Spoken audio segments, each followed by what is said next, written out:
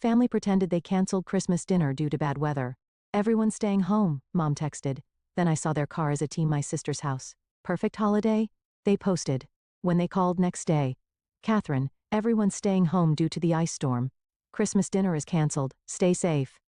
My mom's text read. I stared at my phone in disappointment but understood.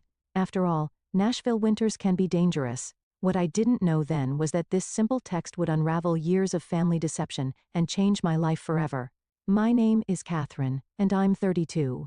I'm an accountant, and until last Christmas, I thought I was just the different one in my family.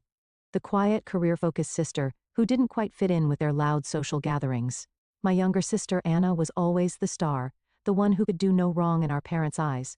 That Christmas morning I settled in for a quiet day alone.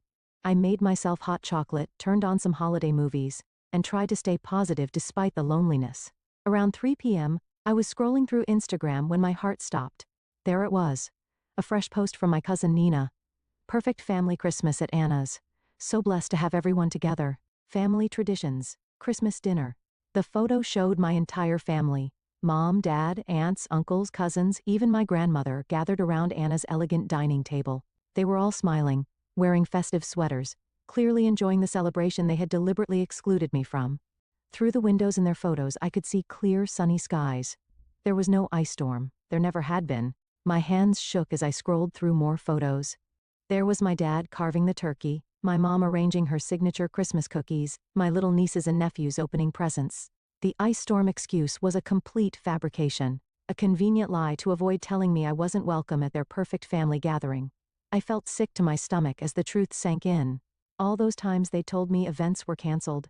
All those intimate gatherings I hadn't been invited to. How many of them had actually happened without me? How long had they been coordinating behind my back to exclude me while pretending to care? The next morning my phone rang. It was my mother, acting as if nothing had happened. Hi honey, hope you had a nice quiet Christmas. We missed you. The casual cruelty of her words made my hands clench into fists. This was the moment everything would change, though I didn't know it yet. Growing up in our family home, I always tried to be the good daughter. I helped my mom with chores, maintained straight A's in school, and even gave up my dream of attending art school to pursue accounting because my parents insisted it was more practical. Meanwhile, my sister Anna could do whatever she wanted. When she dropped out of college to become a yoga instructor, my parents called her brave. When I worked overtime to help them pay off their mortgage, they barely acknowledged it. I remember one particular incident that should have opened my eyes sooner. 3 years ago, when my dad needed surgery, I took 3 weeks off work to help care for him. I cooked, cleaned, drove him to appointments, and managed his medications. Anna showed up once, stayed for an hour taking selfies with him for social media, then left claiming she had a yoga retreat. Yet somehow, in my parents' retelling of that time, Anna was the supportive daughter while I was just doing the bare minimum. My extended family wasn't much better. At every gathering, my aunts would praise Anna's free spirit while asking me when I was going to loosen up and learn to enjoy life. My accomplishments at work were dismissed as boring, while Anna's latest adventure teaching yoga in Bali was the talk of every family dinner. I kept telling myself it didn't matter, that family was family, and they loved me in their own way. Even last month, I spent hours helping my mom prepare for Thanksgiving, only to hear her tell everyone that Anna had done all the work while I just sat around. I swallowed my hurt and kept quiet, just like always. When Anna announced she'd be hosting Christmas this year, I offered to help with the planning and cooking. She brushed me off saying she wanted it to be perfect. I should have seen the signs then, but I was still trying so hard to believe in the fiction of our happy family. The truth is, I've spent my entire life trying to earn their approval, making excuses for their behavior, and pretending not to notice when they excluded me from spontaneous family gatherings that everyone else somehow knew about. I convinced myself that if I just tried harder, worked longer, gave more, they would finally see me as worthy of being part of their perfect family picture. Hi honey, hope you had a nice quiet Christmas. We missed you. My mother's fake cheerfulness made my stomach turn. I gripped my phone tighter, staring at the Instagram photos still open on my laptop, evidence of their perfect family gathering that I'd been deliberately excluded from. Really, I managed to keep my voice steady, because Nina's social media posts show everyone had a wonderful time at Anna's house, everyone except me. The silence on the other end was deafening. I could almost see my mother's face, that familiar expression when she's been caught in a lie, but is already formulating excuses. Oh, well, she stammered. Anna organized it last minute, and you know how you can be at gatherings, always so quiet, and making everyone uncomfortable. We just thought what? I pressed. That it would be better to lie to me? To make me spend Christmas alone while pretending everyone else was doing the same? Don't be so dramatic. My mother sighed. We were trying to avoid any awkwardness. You know how Anna wanted everything to be perfect. That's when it hit me. All the past cancelled events. The times plans had mysteriously fallen through. The family photos I'd see later on social media. This wasn't a one-time thing. This was a pattern. How many times? I asked, my voice barely a whisper. How many other gatherings have you lied to me about? Another telling silence. Then Catherine, you're being oversensitive. This is exactly why. Why what? I cut her off. Why you exclude me? Why you pretend I don't exist unless you need something? Why Anna gets to be the perfect daughter while I'm treated like an inconvenience? That's not fair, my mother protested. We love you both equally. It's just Anna puts in the effort to be part of the family. You're always so busy with work. I laughed bitterly. Busy with work? You mean busy helping pay your mortgage? Busy taking care of Dad after his surgery? That kind of busy? Listen. My mother's voice turned stern. If you're going to be like this, maybe it's better if we give each other some space. Call me when you're ready to be reasonable. The line went dead. I sat there staring at my phone as 32 years of memories suddenly shifted into sharp, painful focus. Every excuse, every dismissal, every misunderstanding, it had all been intentional. I wasn't the problem. I never had been. That was the moment I stopped making excuses for them. The moment I finally saw the truth. I didn't have a family. I had people who shared my DNA, but treated me like an afterthought. After that phone call, something inside me snapped. I was done being the family doormat. I opened my laptop and started writing an email to my entire family. Parents, sister, aunts, uncles, cousins, everyone who had been at that Christmas dinner. My fingers flew across the keyboard as years of pent-up feelings poured out. I've seen the photos from Christmas dinner, I wrote. The dinner I was told was cancelled due to an imaginary ice storm. I want you all to know exactly what you've done. You didn't just exclude me from a family gathering. You coordinated an elaborate lie to make me spend Christmas alone. I attached screenshots of my mom's stay home. Everyone's doing the same. Text messages alongside the social media photos showing their celebration. I hit send before I could second-guess myself. The responses started flooding in almost immediately. My Aunt Marie claimed they forgot to tell me the plans had changed. Uncle Robert suggested I was overreacting. My cousin Nina, whose posts had exposed their lie, quickly deleted all the Christmas photos and sent me a message saying I was causing unnecessary drama. Then came Anna's response, a long, condescending email about how I never make an effort at family events, and how she just wanted one perfect holiday. She even had the audacity to suggest that excluding me was for my own good because I obviously don't enjoy family gatherings. But it was my parents' reaction that truly showed me who they were. Instead of apologizing, they went on the offensive. My mother started calling mutual family friends, spinning a story about how I was having some sort of breakdown. My father sent me a stern email about respecting family privacy, and how airing our dirty laundry was unacceptable. You've really done it now, Anna texted me. Mom's crying, everyone's upset, and it's all because you couldn't just accept that maybe you're the problem. This is exactly why we didn't want you at Christmas. I felt like I was living in an alternate reality. They had deliberately excluded and lied to me, yet somehow I was the villain for exposing their behavior. The more I stood up for myself, the more they twisted the narrative. When I refused to back down and apologize, they escalated. My mother started showing up at my workplace unannounced, causing scenes in the lobby. Anna began posting vague social media updates about toxic people and choosing peace over family. My father threatened to cut me out of his will if I didn't get in line. Instead of intimidating me, their actions only confirmed what I had finally realized. This wasn't a loving family protecting itself from a difficult member. This was a toxic system desperately trying to maintain control over someone who had finally stopped playing by their rules. I decided then that I needed to do more than just expose their lies. I needed to completely break free from their manipulation.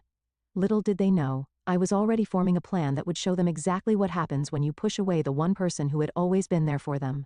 A week after my confrontational email, I received an unexpected message from Rachel, an old family friend who had retired from managing my parents' finances years ago. Catherine, I've been seeing what's happening with your family on social media. There's something you need to know. Can we meet? I agreed to meet her at a quiet cafe downtown. When I arrived, Rachel looked nervous, clutching a manila envelope. I've been carrying the guilt of this for years, she said, sliding the envelope across the table. Your father swore me to secrecy, but after seeing how they're treating you now, I can't stay quiet anymore. Inside the envelope were bank statements and legal documents dating back 15 years. As I read through them, my hands began to shake. According to these records, my grandfather had left a significant inheritance specifically for my education and future, nearly $300,000, money I had never known about. Your father was the trustee, Rachel explained quietly. "He was supposed to give you access when you turned 25. Instead, he transferred everything to Anna's accounts, using it to fund her lifestyle and her failed business ventures." The revelation hit me like a physical blow. All those years I'd worked overtime to pay for my accounting degree, the student loans I was still paying off, the times I'd helped them with their mortgage, they had been sitting on my inheritance the whole time, spending it on Anna. "There's more," Rachel continued. "Your grandfather also left properties that were meant to be split equally between you and Anna. Your parents sold them all. Using your power of attorney, they had you sign when you were 18. Remember when they said it was for emergency medical decisions? I felt sick. The document I'd trustingly signed had given them complete control over my financial interests. They had systematically robbed me of my inheritance while watching me struggle, accepting my help with their expenses, and making me feel guilty for not contributing enough to the family. Even worse, the statements showed regular transfers to Anna labeled as business investments, money taken from my inheritance to fund her yoga studios, her retreats in Bali, all those adventures they'd praised her for while criticizing my boring accounting career. "Why tell me now?" I asked Rachel, my voice barely steady. "Because I saw your mother's social media posts painting you as unstable and ungrateful. They're trying to discredit you before you can discover the truth. They've been embezzling from you for years, Catherine. What they've done isn't just morally wrong, it's illegal." Everything suddenly made horrible sense.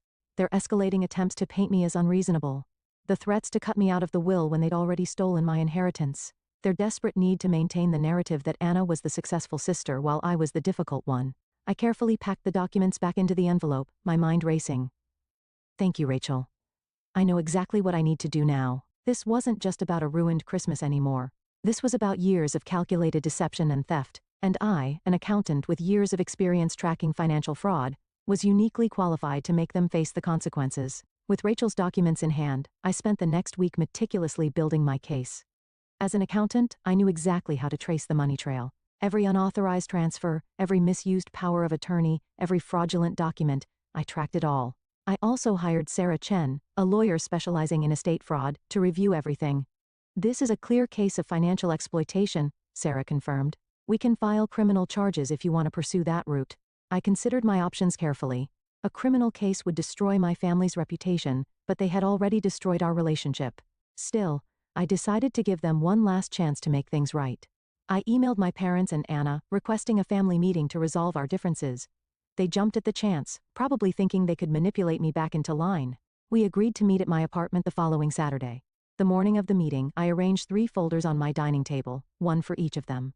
Inside each folder was a complete record of their fraud, along with a letter from my lawyer outlining their options. Either transfer all remaining funds back to me and sign a confession, or face criminal charges. They arrived looking smug, clearly expecting me to apologize. My mother started in immediately. "Catherine, we're so glad you've come to your senses." I cut her off by sliding the folders across the table. "Before anyone says another word, I suggest you read these." The color drained from my father's face as he scanned the documents. Anna's hands started shaking. My mother tried to maintain control. "This is ridiculous. You're trying to blackmail your own family?" "Blackmail?" I laughed coldly. "No, I'm giving you a choice. Return my inheritance with interest and admit what you did, or I'll let the police handle it." "Rachel's already agreed to testify." "Rachel had no right," my father started. "You had no right," I interrupted. "You stole from me for years while watching me struggle. You used my power of attorney to sell property that was rightfully mine. You funded Anna's lifestyle with my inheritance." Anna burst into tears. "I didn't know. They told me the money was from their savings." "Don't lie," I replied calmly. "The transfers went directly to your accounts. You knew exactly what you were doing." My mother tried a different approach. "Think about what this will do to the family. What will people say?" "You should have thought about that before stealing hundreds of thousands of dollars from your own daughter," I responded. "You have 48 hours to decide. Either sign the confession and arrange the transfers, or I'm going to the police." They left in a panic, my father practically dragging my hysterical mother and sister out the door. Within hours, the family group chat exploded with messages from relatives, all taking their side, of course. But I remained calm. I had truth and evidence on my side. "The ball's in their court now," I told Sarah over the phone that evening. "But something tells me they're not going to make the right choice." I was ready for whatever came next. After all, they had already given me the greatest gift, freedom from their manipulation. The 48-hour deadline came and went.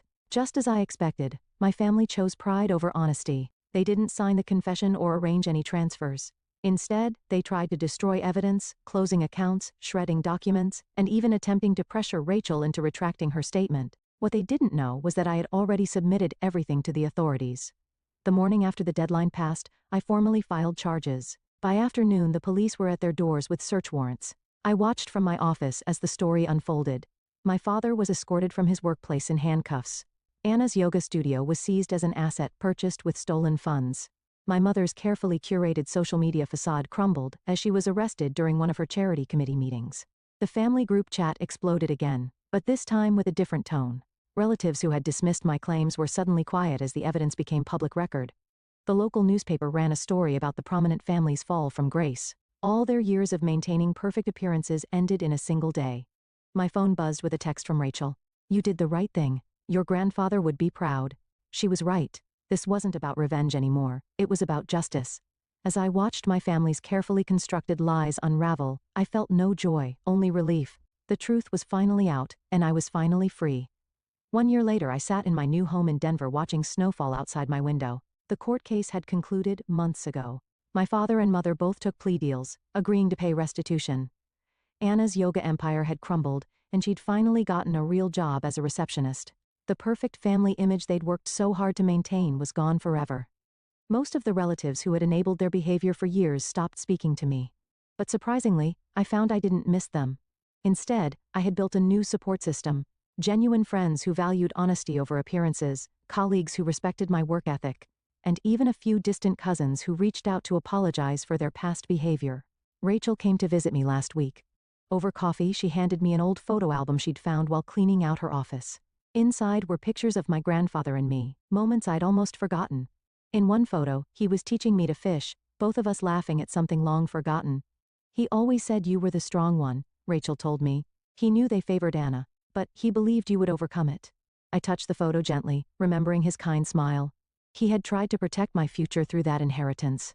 And though it had taken years, his final gift had ultimately given me something more valuable than money. The courage to stand up for myself and the freedom to build a life on my own terms. Sometimes the best revenge isn't about getting even, it's about getting free.